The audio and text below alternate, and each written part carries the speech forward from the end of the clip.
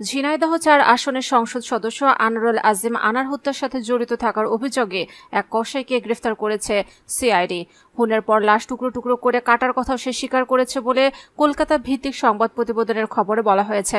উল্লেখ্য, আনোয়ারুল আজিম আনারের লাশ এখনও উদ্ধার করা যায়নি।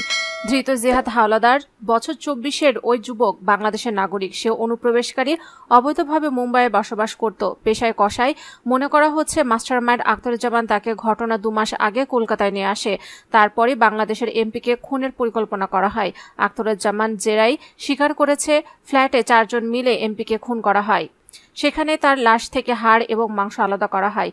এতে বলা হয় যে টুকরো টুকরো করে কেটে প্লাস্টিকের ব্যাগে ভরা হয় লাশের অংশবিশেষ। প্লাস্টিক ব্যাগ নিয়ে ফ্ল্যাট থেকে বের হয় খুনিরা।